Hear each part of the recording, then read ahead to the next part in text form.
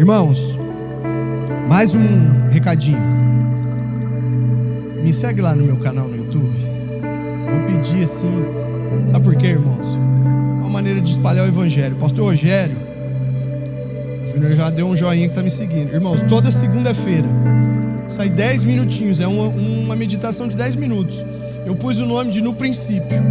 Por quê? Porque é no princípio da nossa semana, são princípios compartilhados, e nós vamos olhar para o princípio, porque, gente, a gente fica buscando formas de viver uma vida plena, perfeita. Quantos aqui querem ter uma vida perfeita? Aí a gente fica aqui buscando teologias, estudos.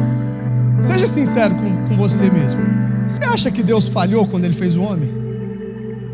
Seja sincero.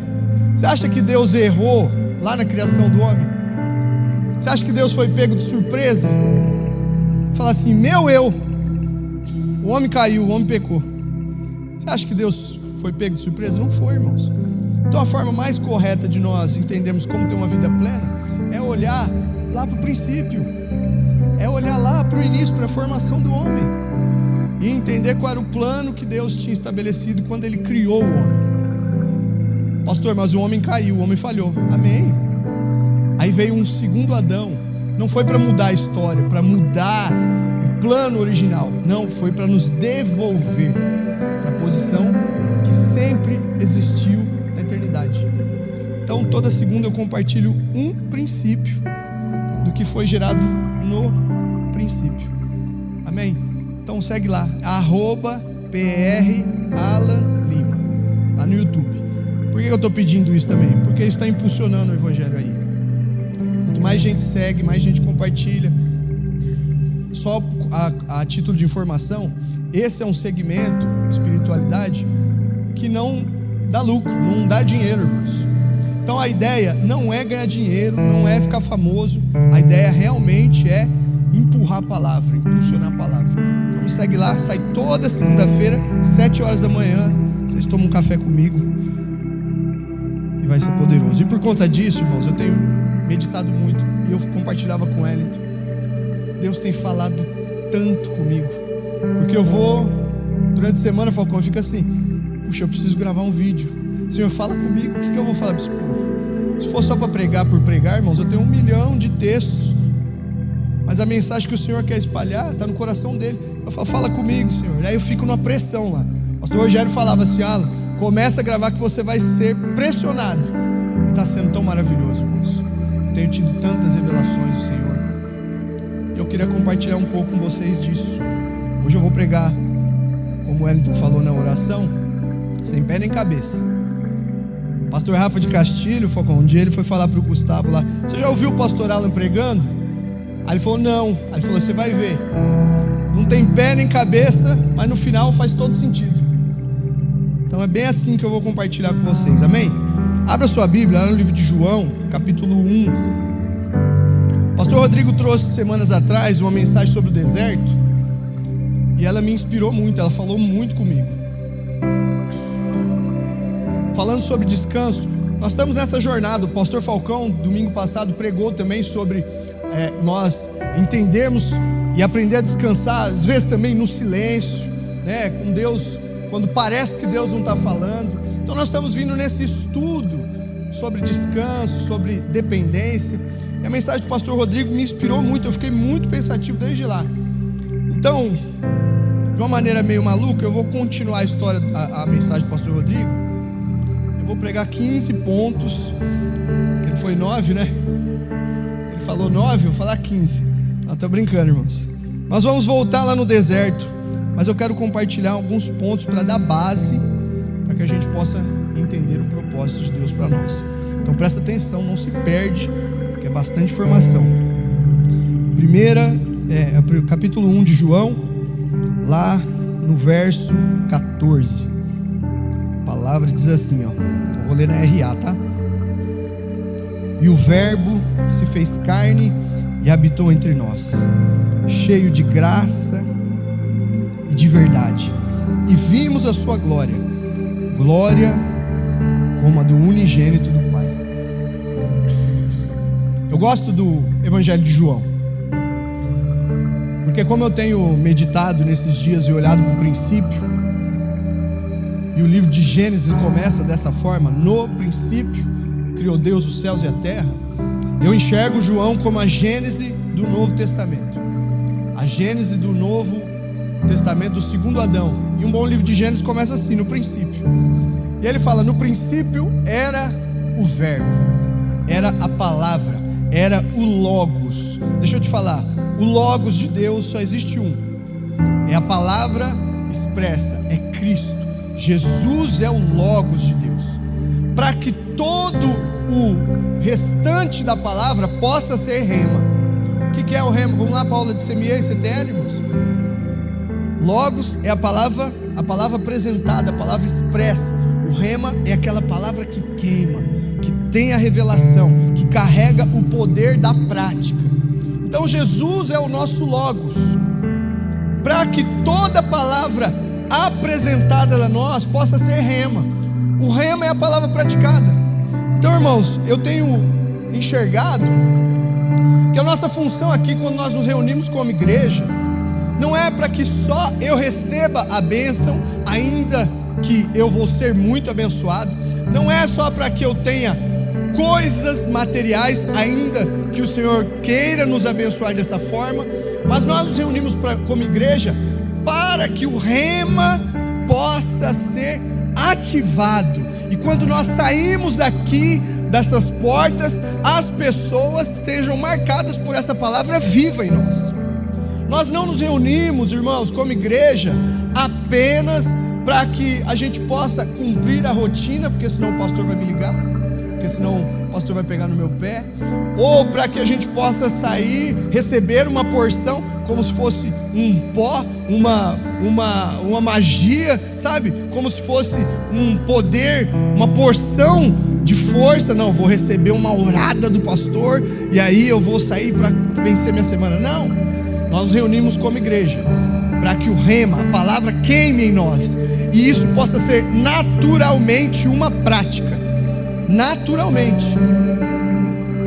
E aí olha só que eu acho interessante, porque esse texto de João 1, que eu li aqui, 14, ele acaba tirando de nós um pouco, na tradução para os nossos dias, porque a nossa língua não comporta, ela acaba tirando um pouco a intenção do que o texto nos ensina. Perdão, irmãos. O texto ele fala assim, ó: o verbo se fez carne e habitou entre nós. Pode parecer de uma maneira muito simples quando nós lemos dessa forma.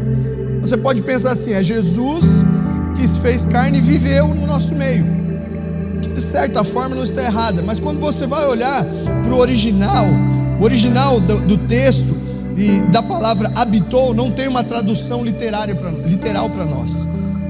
O original é eskenose. Sabe o que significa? O verbo se fez carne e eskenose entre nós. Ele fala assim: o verbo se fez carne e montou uma tenda no nosso meio. Ou, como popularmente nós gostamos de falar, o verbo se fez carne e tabernaculou entre nós. Estabeleceu um tabernáculo. E aí, irmãos, é inevitável você falar de tabernáculo e não olhar para o princípio. Um tabernáculo que muitas vezes nos empolga, e por muitas vezes nós lemos a palavra e quando pensamos no tabernáculo, nosso coração queima muitas vezes. Por quê? O que nos arremete? Nos arremete lá para o Antigo Testamento, para o tabernáculo que foi estabelecido, e a Bíblia fala que era o lugar, era a tenda onde a presença de Deus habitava. Nós nos empolgamos quando a gente fala assim: e a glória encheu todo o tabernáculo, e a fumaça do peso da glória desceu, e a gente fala: uau, é a Shekinah, é o poder de Deus. E tudo isso era verdade para aquela época. Mas a Bíblia fala que o verbo se fez carne e montou um tabernáculo no nosso meio, e nós vimos a sua glória. Então, se aquele tabernáculo era poderoso em glória e nos empolga até hoje, quanto mais o tabernáculo do Filho que se fez carne e e nos revelou a sua glória. Então esse ensino vai ser uma mensagem bem pedagógica, para que você saia daqui brigando com o seu interior e falando assim: eu não quero viver menos do que Deus liberou através desse tabernáculo feito em carne e que me revelou sua glória. Então Jesus, ele veio tabernacular no nosso meio. E eu tenho ficado fascinado com esses capítulos de João,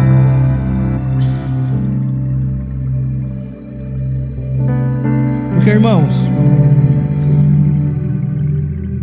as conversas, os diálogos de Jesus, ele vem nos revelar o nosso interior. Ele não vem revelar as coisas que ele não sabe. Ele vem nos instigar, nos provocar a revelar a nós mesmos, que habita no nosso coração. Se você continuar em João 1:48, olha só que interessante, irmãos. João 1:48. Olha o que o Senhor fala. Perguntou-lhe Natanael. É o encontro de Jesus com Natanael. De onde me conheces? Respondeu-lhe Jesus: antes de Filipe te chamar, eu te vi quando estava debaixo da figueira. Jesus fala uma coisa, dá uma declaração.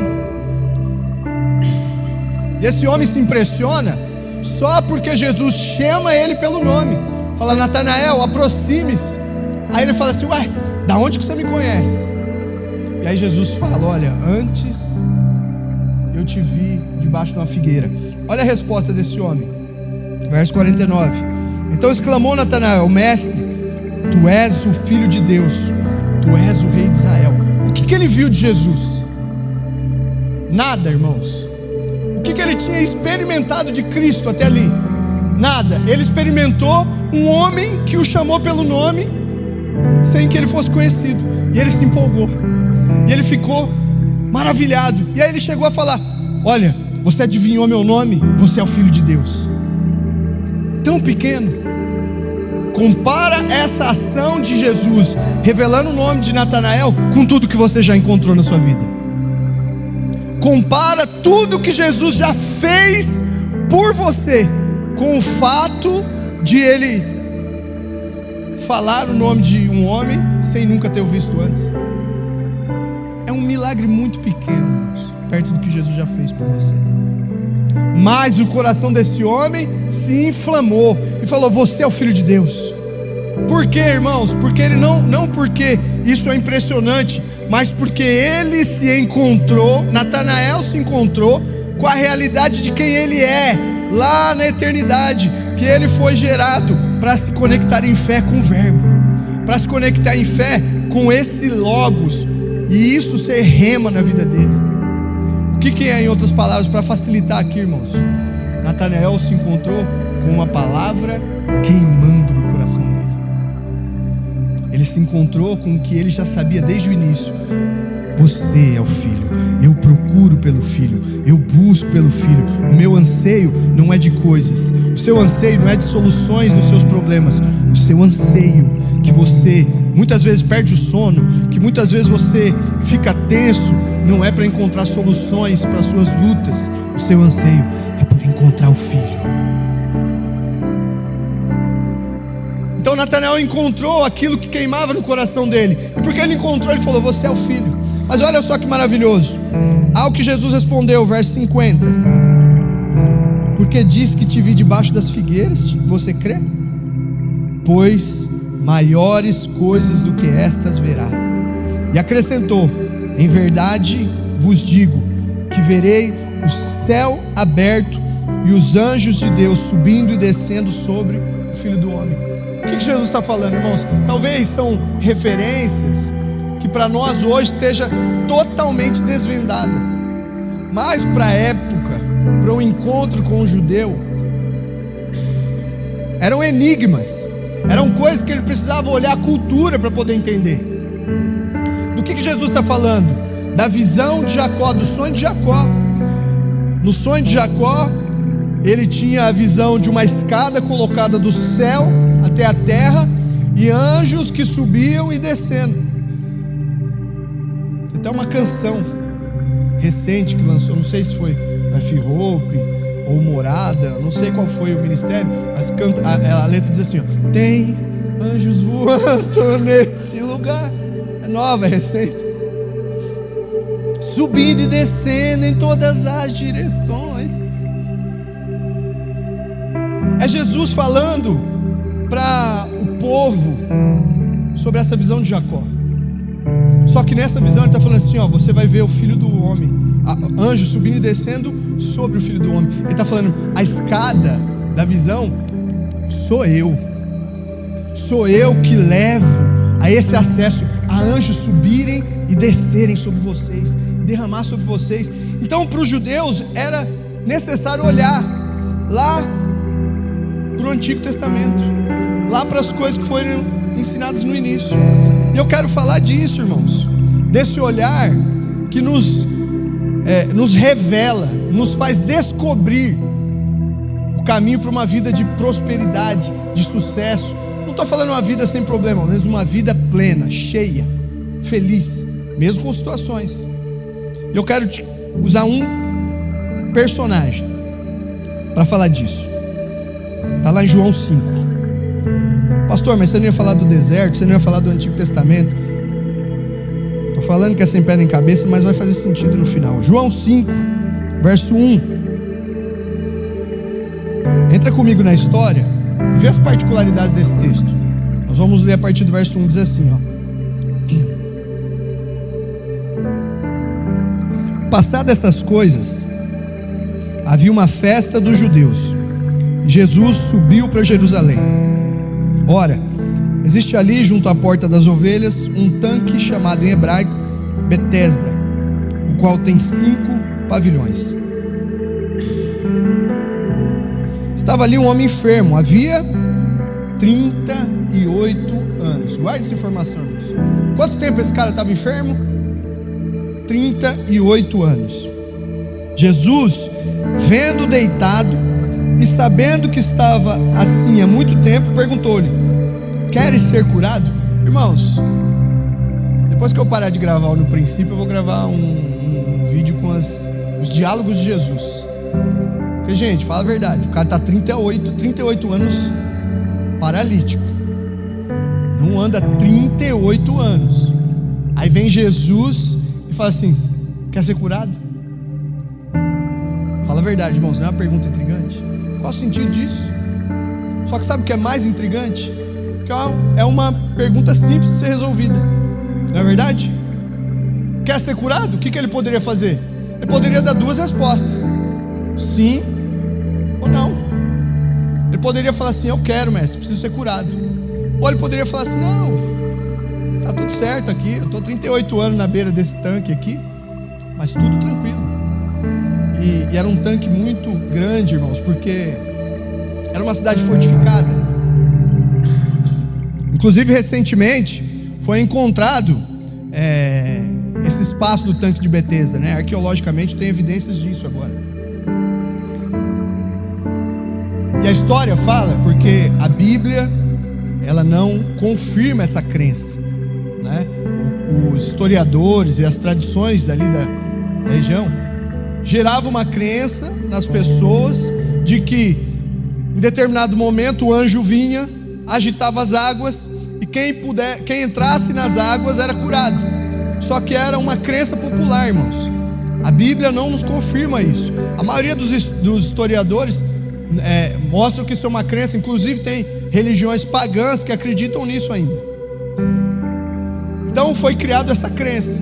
Tem pessoas, historiadores, que dizem que talvez por causa do evento da festa, para a cidade ficar livre do ambiente de pessoas enfermas, eles ajuntavam, através desse boato, os enfermos em torno desse tanque.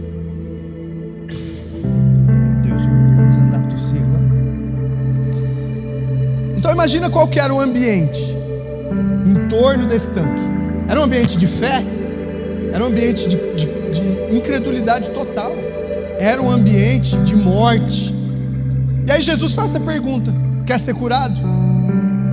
Talvez seja uma pergunta que caiba para nós até agora. Você quer ser curado? Pastor, não, Jesus já me curou, eu sou curado. Ele já pagou todos os pecados na cruz. Mas Jesus faz essa pergunta: quer ser curado? E o mais intrigante é a resposta desse homem, porque ele poderia falar: quero. Ou ele podia falar: não quero. Verso 7. Respondeu-lhe o enfermo: Senhor, não tenho ninguém que me ponha no tanque quando a água é agitada, pois enquanto eu vou, desce outro antes de mim. Puxa, Jesus faz uma pergunta simples, e ele mostrou o que? A interioridade dele, o coração dele, incredulidade. Falou, Jesus chegou e falou assim: quer ser curado? Ele falou: não tem ninguém que me ajude. Quer ser curado? Ah, não tem ninguém olhando para mim. Ah, não tem ninguém que possa me socorrer. Ah, eu sou sozinho. Ele mostrou as perguntas de Jesus, irmãos. Não é para que ele descubra algo a seu respeito, é para que ele possa descobrir como alguém que tira a cobertura de algo para que você veja, para que você enxergue. Aqui Jesus, com essa pergunta, queres ser curado? Ele fez esse paralítico ver a incredulidade que carregava dentro do coração dele. Agora olha só como vai ficando mais intrigante ainda essa história. Então, verso 8, lhe disse Jesus: levanta-te, toma o teu leito e anda. Imediatamente o homem se viu curado, e tomando o leito, pôs-se a andar. E aquele dia era sábado. Por isso disseram os judeus ao que fora curado: hoje é sábado, não te é lícito carregar o leito. Olha que história maluca. Irmãos, 38 anos esse cara está paralítico. Imagina essa cena comigo. Quem é que mora em condomínio? Sabe que condomínio tem algumas regras, né? E aí você está 38 anos morando nesse condomínio, e todo dia você chega na entrada da sua casa ali, você passa pelo apartamento do seu vizinho, aí está seu vizinho sentado numa cadeira de roda. Por 38 anos você passa e encontra esse cara sentado na cadeira de roda. Só que chega um domingo de manhã, 6 horas da manhã, Falcão, começa aquela barulheira de marreta e piso caindo, azulejo caindo, e reforma dentro do apartamento. Domingo, 6 horas da manhã, lá no seu condomínio, Falcão. Aí você acorda, levanta, maluco, porque é o dia de descansar, eu preciso dormir. 6 horas da manhã tem esse caos aqui. Aí você vai e identifica que é no apartamento desse vizinho.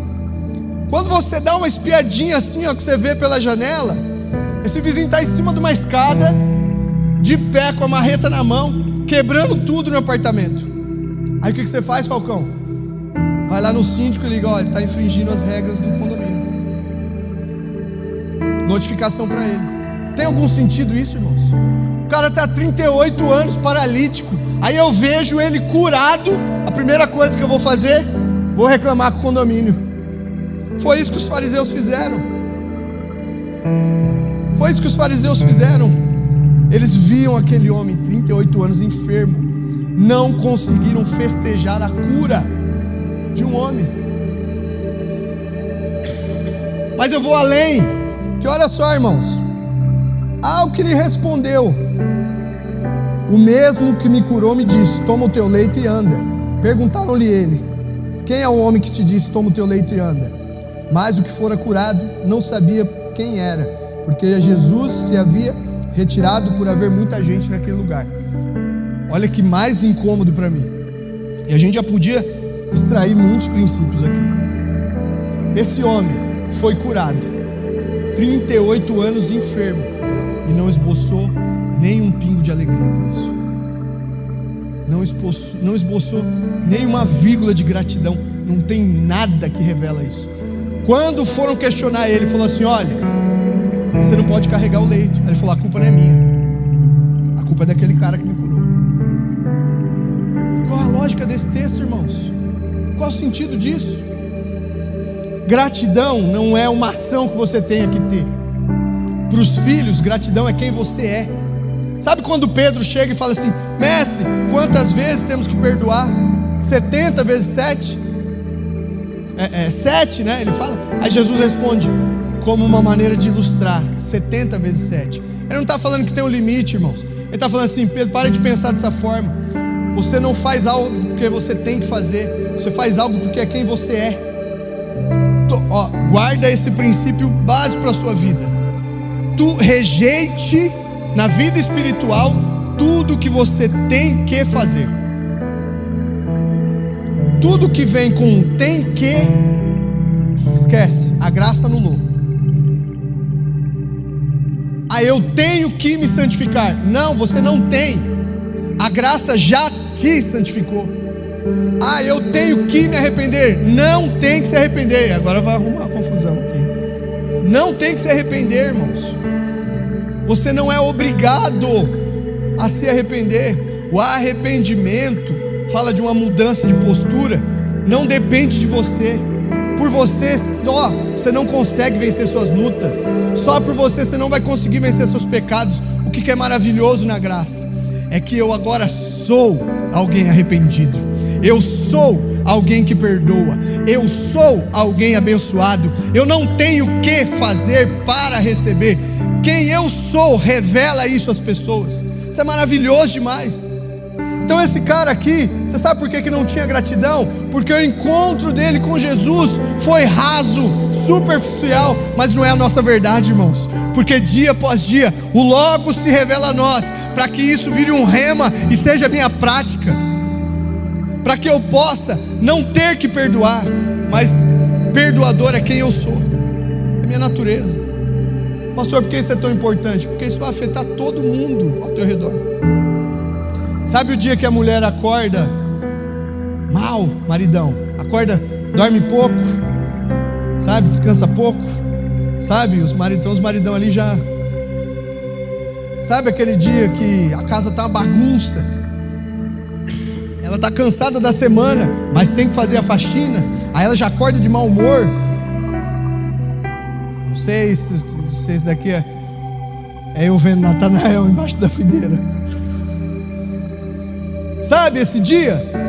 Se você tem revelação de que alguém perdoador é quem você é, ainda que ela te trate mal, você não vai se ofender. Sabe por quê, irmãos? Porque você já não se ofende, porque perdoador é quem você é. Você não vai perdoar ela porque eu tenho que perdoar.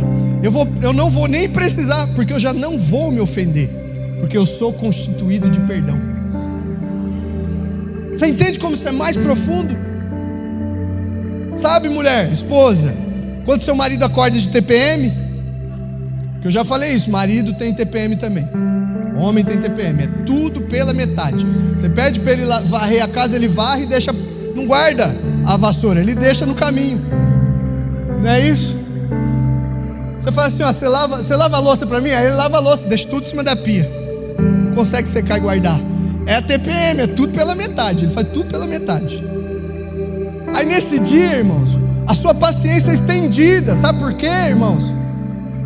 Porque paciente é quem você é. Você não precisa se esforçar para fazer. Tá vendo como a gente podia tirar muitas coisas daqui?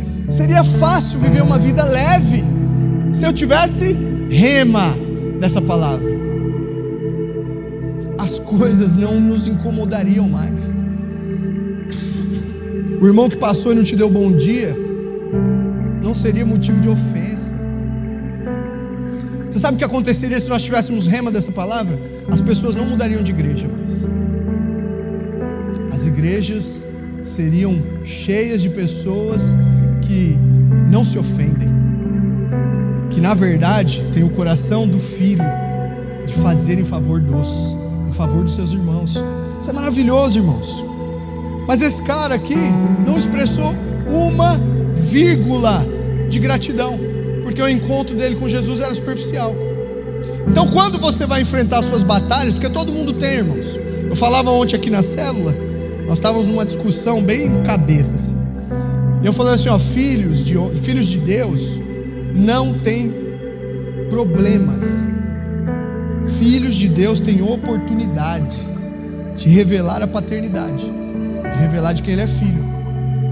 Então quando a coisa fica mais séria e aquela situação começa a se agravar, aí ela pode deixar de ser uma oportunidade e se tornar uma crise.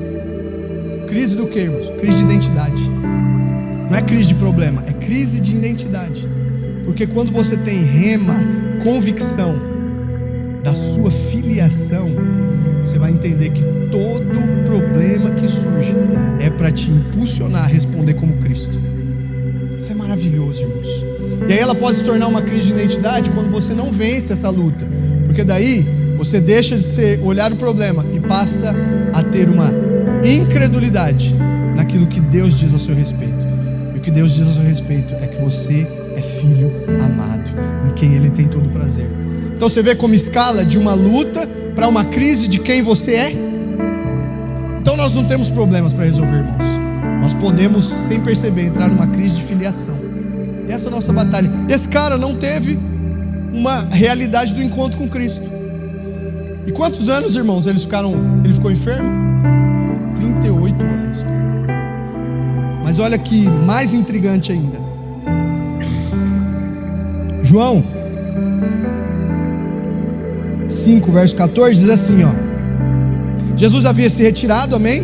O pessoal queria saber quem era o homem que mandou ele carregar a maca, ele não conseguiu mostrar. E aí passou um tempo, Jesus encontra esse paralítico de novo. E aí olha só o que o texto diz. Mas, 14, mais tarde, Jesus o encontrou no templo e lhe disse: olha que já estás curado, não peques mais, para que não te suceda coisa pior. Gente, que palavra dura de Jesus, cara. Pastor, você sempre fala que o evangelho são boas novas.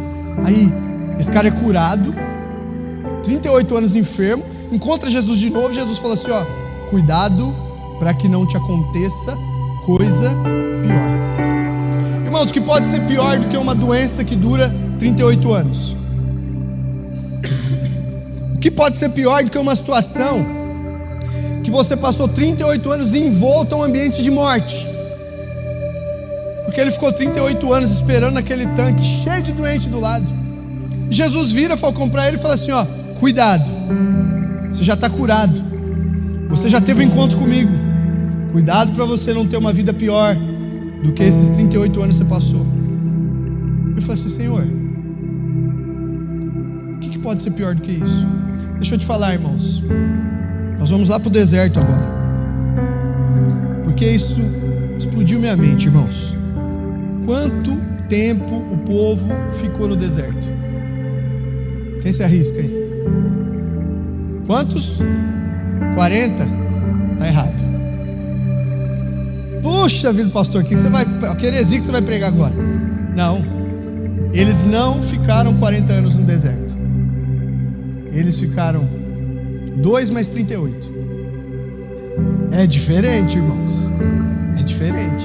Você vai entender por quê. 2 anos era lícito que eles ficassem. Quando a Bíblia fala que quando eles saíram do Egito, o Senhor guiou o povo pelo caminho, né? Como a Bíblia nos mostra, através do Espírito de Deus foi guiado o povo pelo caminho. Mas se você for analisar profundamente, você vai ver que o caminho que Deus mandou o povo seguir foi totalmente o oposto do caminho para a terra prometida. Ele mandou o povo caminhar pela região ali que seguia em caminho do Sinai, que era o oposto, para que você possa entender. A terra prometida à direita, Jesus mandou, o Espírito de Deus mandou que eles fossem pela província do Sinai, que era a esquerda. 3 meses eles gastaram saindo dali do Egito, cruzando o Mar Vermelho e indo em direção ao Sinai. Quando eles chegaram no pé do Monte Sinai, né, eles ficaram mais 9 meses lá. Você vai ver isso lá nos livros de Levítico, falando sobre isso. Eles ficaram mais 9 meses. Então eles já ficaram ali 1 ano, entre sair do Egito até o pé do Monte Sinai. Nesses 9 meses, irmãos, todas as orientações foram colocadas ali sobre as leis, sobre a construção da tenda, todas as direções. E aí o Senhor ordena que o povo caminhe e vá à direção até Cades Barneia. Amém? ali o Senhor já tinha revelado muita graça. O pastor Rodrigo pregou com muita precisão, todo cuidado. O que eles tiveram ao longo dessa caminhada de mais um ano, saindo do Sinai até a entrada de Cades Barneia? Eles tiveram, irmãos, graça revelada, comida caindo do céu, as roupas não se gastavam. Eles tiveram uma experiência de cura, como esse paralítico. Eles tiveram uma experiência de cura, uma experiência de cuidado, de manifestações da graça de Deus, como esse cara teve, como eu e você tivemos. Porque, irmãos, talvez você não foi um paralítico, mas talvez a sua paralisia era em outra área. Talvez sua paralisia era nos relacionamentos, na área financeira, num pecado que você não conseguia vencer, e você se encontrou com esse mesmo Cristo, com essa mesma graça. Esse povo desfrutou de cuidado no deserto. Eles caminharam um ano. Agora olha só, irmãos, olha o que diz lá em Deuteronômio 2, verso 14. Eles caminharam, e esse livro é para nos relembrar, irmãos, de muita coisa. Deuteronômio, se você não se familiariza com o nome, Nômios é lei, é repetição, e Deutere é a lei, repetição da lei. Então era como se fosse Moisés reunindo o povo e lembrando tudo o que foi falado. Tanto que o livro de Deuteronômio, ele começa no capítulo 1 com uma revisão, com Moisés relembrando. Mas olha só, irmãos, que interessante. Deuteronômio 2, lá no verso 13.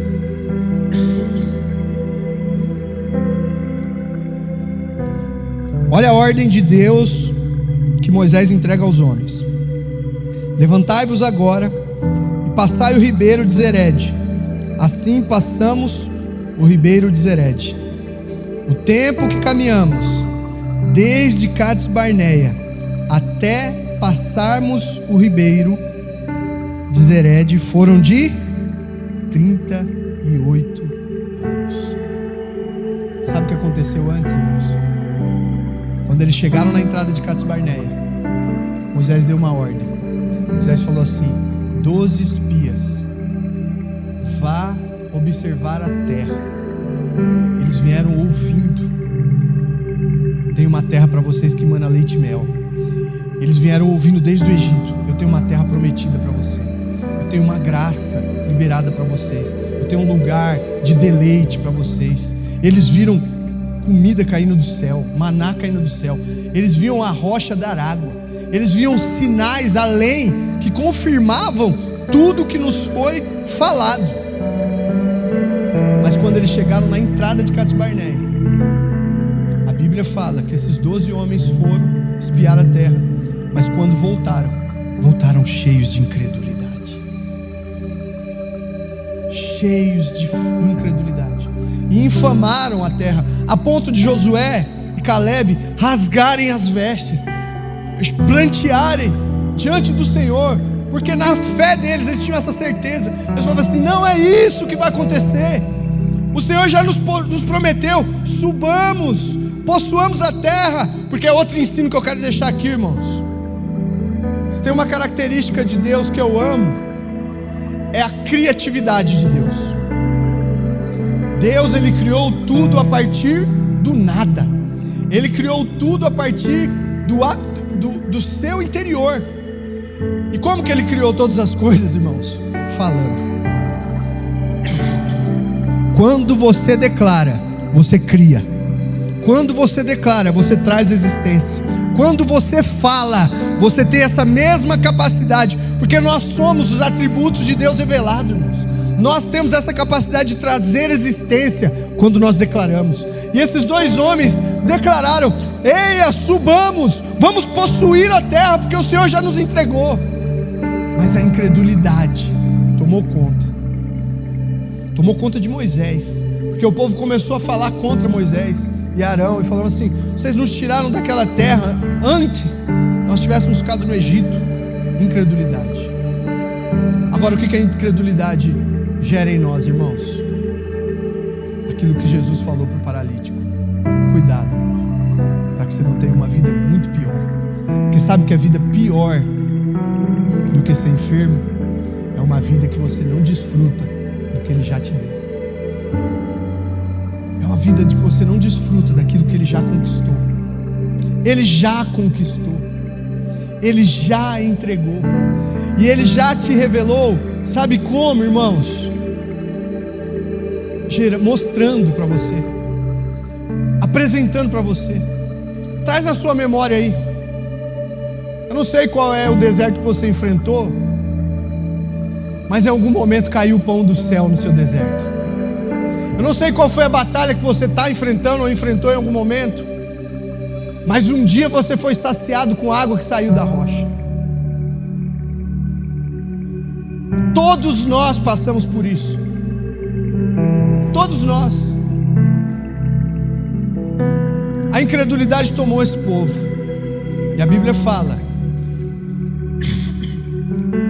que esses 38 anos, que não era, 2 anos era devido para o povo no deserto, mas 38 anos foi para eliminar a incredulidade do meio. Nenhum dos incrédulos pisou na terra prometida. Nenhum. Só que não é assim conosco, irmãos.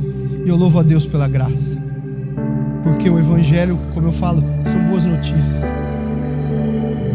Quando Jesus encontra o centurião e a sua filha está enferma, e o Senhor encontra o centurião, ele pergunta, né?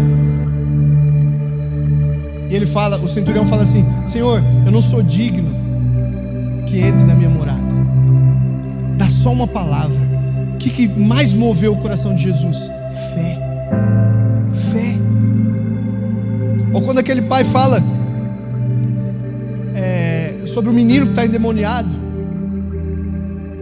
aí ele fala para Jesus, ele fala assim: olha, os seus discípulos vieram e não conseguiram expulsar esse demônio. Aí Jesus fala assim: ó, geração incrédula, até quando eu vou estar convosco?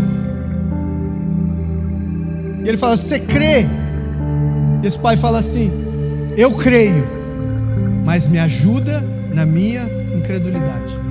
Ele fala: eu tenho fé, mas a incredulidade está vencendo. E a graça é tão maravilhosa, irmãos, porque a graça, ela anulou a ira de Deus. E porque ela anulou a ira de Deus, mesmo na minha fraqueza de incredulidade, quando eu expresso isso para o Senhor, Ele tem a capacidade de não deixar que eu fique no deserto. Mesmo expressando a minha falta de fé, Ele consegue me tirar do deserto. Deixa eu te falar uma coisa, irmãos, para a gente já caminhar para o fim. Nenhuma dessas vidas incrédulas entrou na terra prometida, porque a incredulidade te leva para um lugar de morte. Vai te levar para um lugar de morte. O Senhor vai deixar de te amar? Jamais. O Senhor vai deixar de liberar perdão? Sua salvação está comprometida? Não. Mas dura coisa é você terminar sua carreira sem desfrutar de tudo que Ele já conquistou. E Ele quer nos levar para este lugar nesses dias. João 1,14 diz: Ele veio tabernacular. Ele veio estabelecer um tabernáculo aonde nós vamos ver a glória. E olha só, volta lá, João 1,14. Pode subir o louvor para a gente poder orar.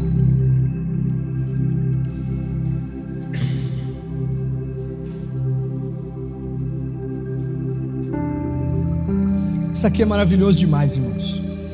João 1,14 diz assim: o Verbo se fez carne, estabeleceu a sua tenda. E como lá no tabernáculo a casa se encheu de fumaça, nos empolgou, Ele fala assim: ó, nós também vamos ter nessa nova tenda, nesse segundo tabernáculo, glória revelada. Glória como a do unigênito do Pai. Ele está falando assim: ó, a glória que vocês vão ver é a glória do Filho único. E eu me empolgo com isso, irmãos, porque se tem uma das coisas que Jesus fez por nós, é nos dar o privilégio de desfrutar do que Ele desfruta. Ele abriu mão de ser único, para que a gente possa ser como Ele é. Irmãos, tem glória nesse tabernáculo. Ele escolheu que você seja a tenda dele agora. A sua vida não precisa ser uma vida de luta em luta. O que Ele tem para nós é contemplarmos essa glória e nós sermos transformados de glória em glória. Então, se é um nível de glória hoje para você, amanhã o nível é maior, e depois de amanhã é maior, e depois de amanhã é maior ainda. Nós somos transformados a parecer com Ele, a ser como Ele é, a encarnar esse verbo, essa palavra logos, fazê-lo dela rema, para que eles possam olhar o tabernáculo do Senhor, que somos nós agora. Tem glória aí dentro de você, irmãos. Você sabe o que vai fazer você vencer a sua incredulidade? Glória. Você sabe o que vai fazer você vencer o seu deserto? Glória. Sabe o que vai fazer as pessoas enxergarem Jesus em você mesmo sem você falar? Você carregar essa glória dia após dia. O que Deus tem para você é uma glória incessante, continuamente crescente. Mas você precisa se apropriar disso, irmãos. 38 anos de uma vida sofrida. Jesus deixa bem claro: cuidado, tem uma vida muito melhor, que se você não se atentar, você vai deixá-la passar. Pior do que ser enfermo é você não desfrutar da beleza desse Cristo, é você não desfrutar da grandiosidade desse Cristo. Nós oramos aqui, esse é o nosso papel. Nós oramos no começo do culto por enfermidades, por problemas, por situações adversas, por dores. Oramos, e o nosso papel como igreja é esse. Mas deixa eu te falar algo, irmãos. Cristo tem algo que é superior para você. Cristo tem uma medida que é muito além disso. Eu amo viver essa vida de igreja, eu amo orar pelos meus irmãos, deles serem curados. Mas Cristo quer nos levar para uma outra posição como família de fé. As histórias da Bíblia não são para nos empolgar. Ele quer escrever uma história superior. Ele quer escrever uma história maior ainda. Eu não preciso me empolgar com os homens do Antigo Testamento ou com personagens. Ele quer que eu seja essa persona. Ele quer que eu seja esse que revela essa glória. Eu preciso, como filho, tabernacular entre os homens também. Mas isso depende, irmãos, de vencermos todo nível de incredulidade. Sabe o que é superior? Cristo. Não sei qual canção vai ministrar, nem precisa ministrar antes que eu falo. Mas eu te recomendo, irmãos, tem uma canção que eu tenho ouvido ao longo da semana. E ela fala: nada se compara a Ele. Cristo é superior. Toda situação, Cristo é superior. Toda batalha, Cristo é superior. Pastor, mas você não sabe o que estou passando. Eu nem quero saber, eu vou te falar uma coisa: Cristo é superior. Cristo é superior. Essa fé que nos conduz no dia a dia tem que ser revelada aos homens sem nem falar. As pessoas precisam olhar para mim e saber de uma só coisa: Cristo é superior. Eu não vou viver 38 anos no deserto. Eu não vou viver 38 anos de uma vida enferma. Tem algo que é muito maior do que isso. Cristo é superior. Quero te convidar, vamos ficar de pé, irmãos, e vamos adorar o Senhor com essa certeza: os seus problemas não existem. Cristo é superior.